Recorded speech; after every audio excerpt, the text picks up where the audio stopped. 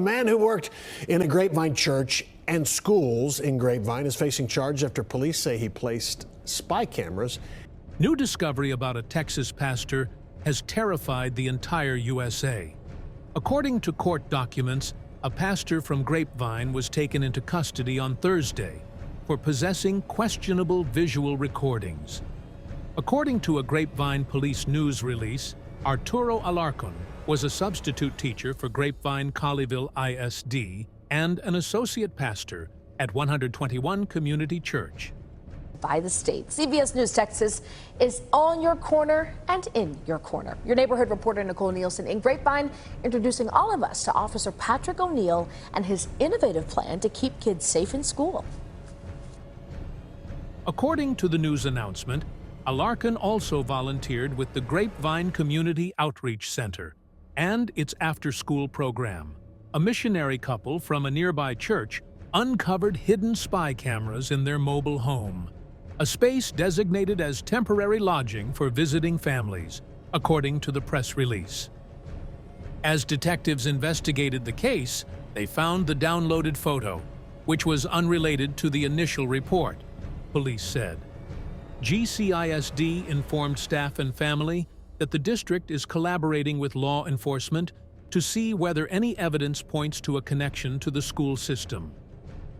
Arturo Alarcon has previously substituted at Timberline Elementary, and his status as a substitute teacher was immediately terminated upon the district's notification of this arrest. The school district's statement read, "This year, at least 14 pastors and church leaders in North Texas have been dismissed or resigned due to immoral failures and accusations, many of which include mistreatment. On suspicion of mistreatment, 4 people have been taken into custody." Meanwhile, Robert Morris, the founder and pastor of a prominent Texas megachurch, recently stepped down after admitting to mistreating a young one in the 1980s. According to a leaked phone transcript, he allegedly tried to buy the survivor's silence. A transcript dated September 22, 2005, shared with NBC by a former Gateway Church employee, reveals Robert Morris urging his victim, now identified as Cindy Clemishire, to put a price on it after she sought compensation for the trauma she endured.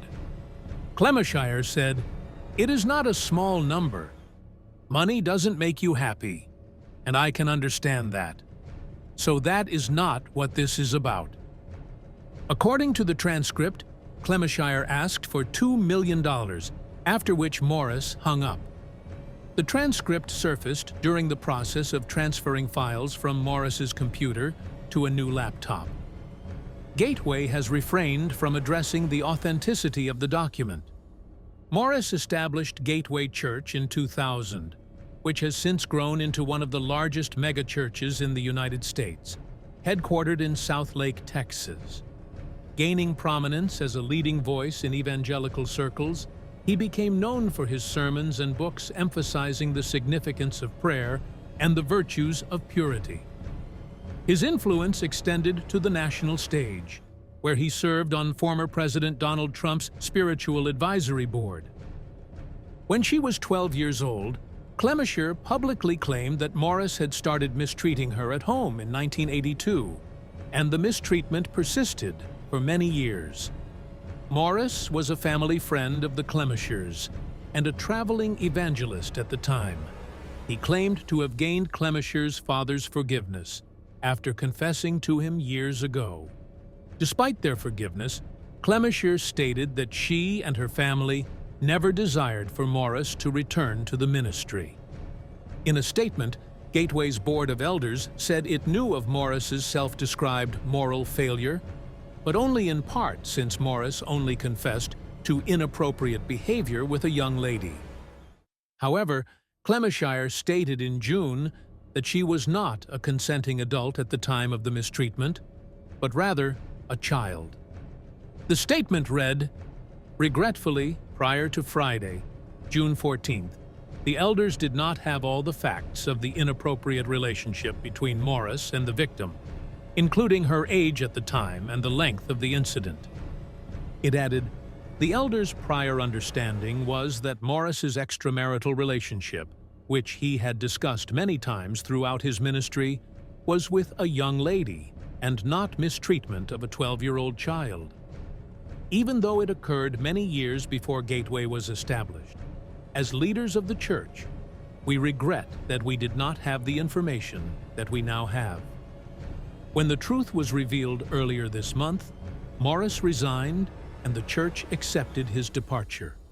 On the other hand, several churches within the Southern Baptist Convention have faced intense scrutiny in recent years, with numerous lead pastors being dismissed amid allegations spanning from mistreatment to inappropriate conduct involving female congregants.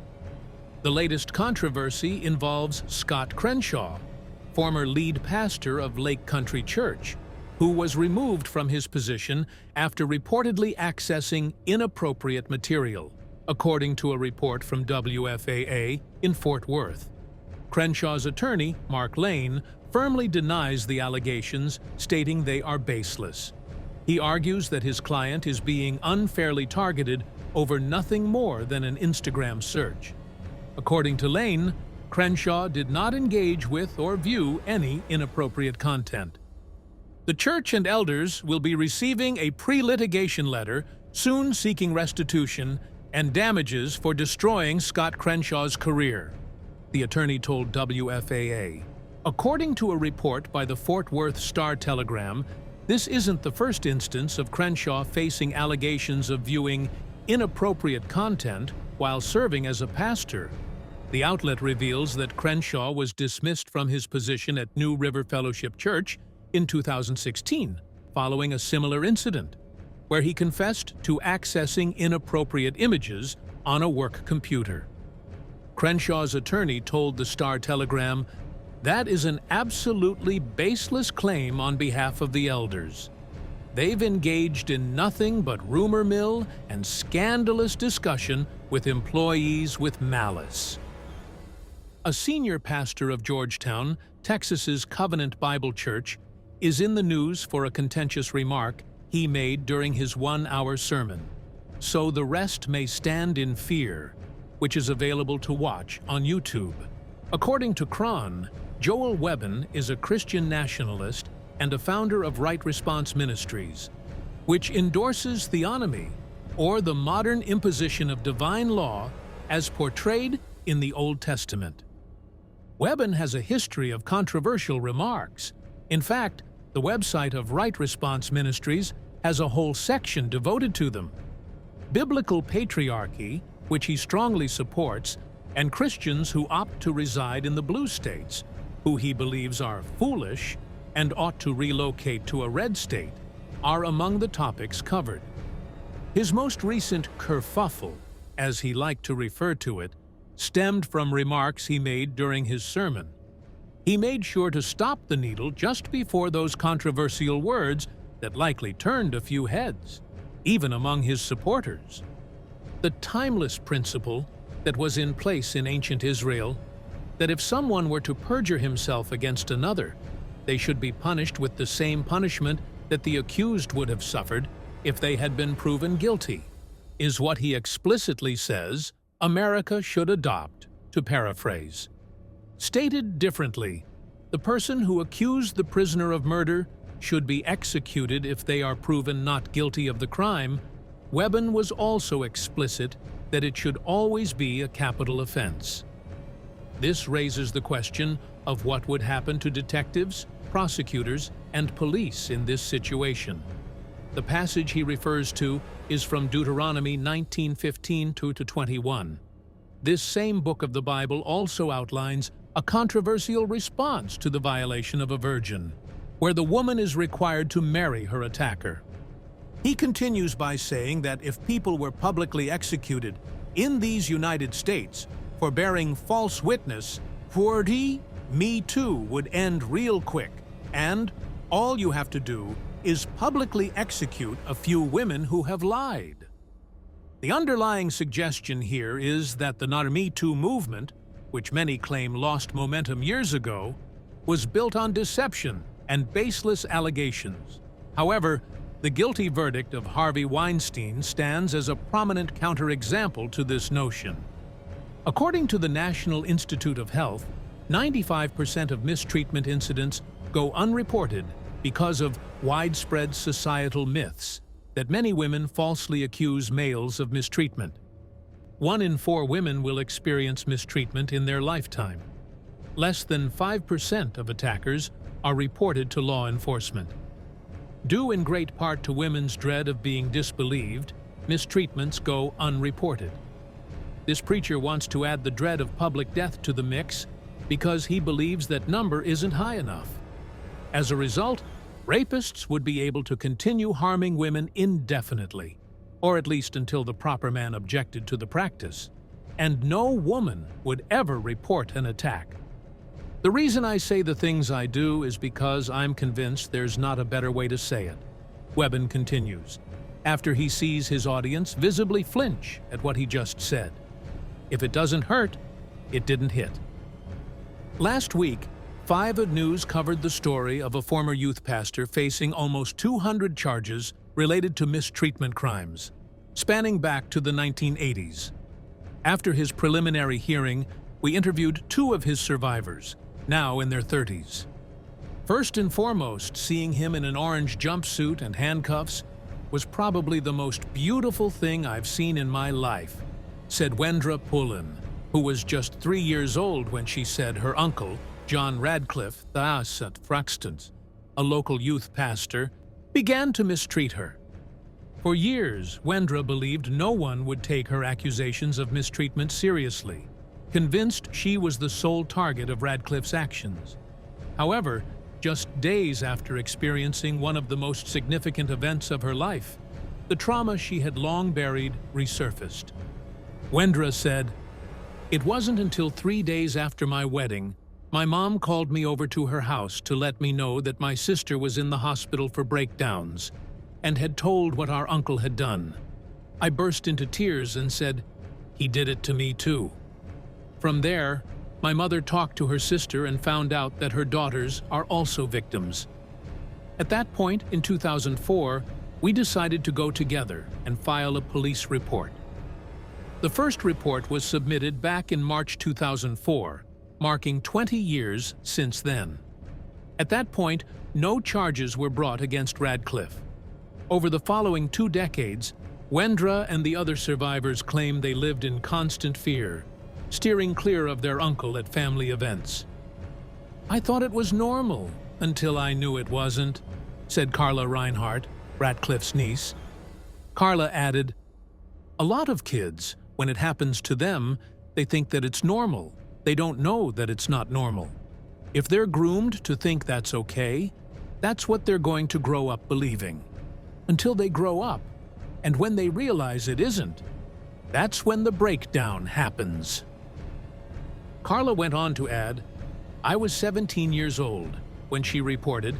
I knew before then, but when I was finally able to tell, that's when the breakdown happened. I was 17, that's when I told, and that's when everyone else told. If they don't know it's wrong, they aren't going to be able to tell." Radcliffe has maintained his innocence and entered a not guilty plea to all of the accusations.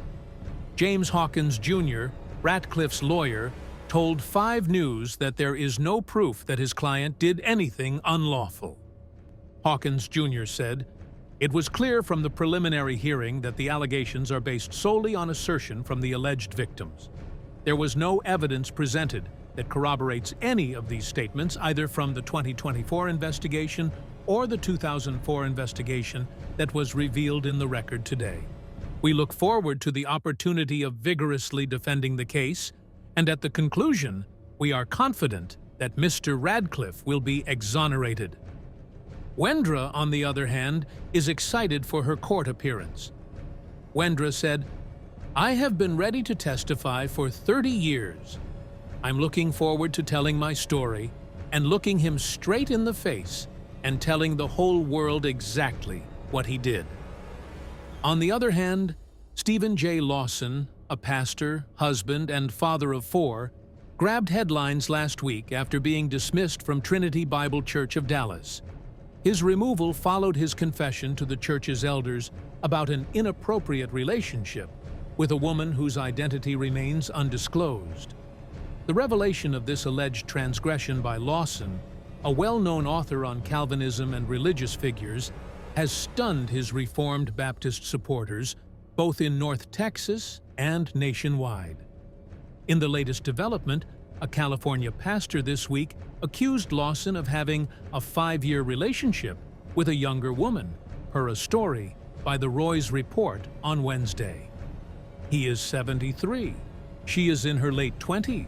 Phil Johnson, an elder and pastor at John MacArthur's Grace Community in Sun Valley, where Lawson had delivered guest sermons, said in now-deleted posts on X, "She is not a member of his church," Johnson said, according to the Christian site Protestia.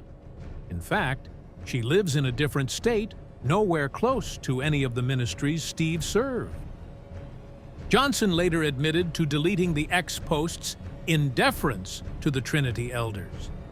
"Their pastoral duty takes precedence over mine," Johnson said in a separate X post Wednesday evening. He added, "These are godly men, committed to the truth of Scripture, and I'm fully confident they will do the right thing. They have every right to set their own pace." Johnson asserted that Lawson only disclosed the relationship to the Trinity elders after the woman's father confronted the pastor and threatened exposure, according to Protestia. "This was not a noble confession of sin," Johnson continued, adding that both parties insist no literal fornication was involved, but their tie to one another was adulterous in spirit, if not in fact. Whether the woman ever went to Trinity Bible Church is still unknown. Texas is among a number of states that have laws criminalizing misconduct by clergy, which can include any behavior, verbal or physical, on the part of a religious leader toward a person under his or her spiritual care. On September 19, Trinity's elders said in a statement on the church's site that Lawson had been removed indefinitely from all ministry activities for the church after he self-reported an inappropriate relationship that he has had with a woman. The elders said they met with the pastor and planned to continue praying for him, with the ultimate goal of his personal repentance. In light of this, may we be reminded that we are all sinners, and Jesus Christ came into the world to save sinners, and Christ remains head of his church, which is bigger than any fallen man, the elders said in the statement. They added, "The Lord was building Trinity Bible Church of Dallas well before Steve became our lead preacher, and he will continue to build this church long after Steve Lawson, or any other man for that matter." Lawson's departure coincides with an increasing number of pastors in Texas being ousted or resigning due to allegations of mistreatment and other moral failings. Since stepping down, Lawson has remained silent in the public eye, and it seems he has either deleted or distanced himself from his social media accounts, which previously had over 425,000 followers. Additionally, he has resigned from his position as founder and president of One Passion Ministries in Dallas. Steve has confessed and regrets the damage he has caused to his family, the church, the reputation of One Passion Ministries, and most of all, Jesus Christ, according to a statement. Additionally, Lawson is no longer serving as the Dean of D-Minor Programs at the Master's Seminary in Los Angeles. The seminary's provost and executive vice president, Nathan Busenitz, wrote in an email to the staff and students that Lawson's dismissal from Trinity came as a shock to all of us and failed to uphold the biblical qualifications for elders and spiritual leaders outlined in 1 and 2 Timothy 3 and Titus 1, specifically failing to be a one-woman man. Lawson was no longer above reproach and permanently disqualified from ministry and the seminary faculty, according to Busenitz. This lengthy exposé highlights a pattern of scandal and moral failure within certain segments of the Christian evangelical community in the United States. The incidents detailed are deeply troubling, underscoring systemic issues related to accountability, power dynamics, and the potential for exploitation within religious institutions.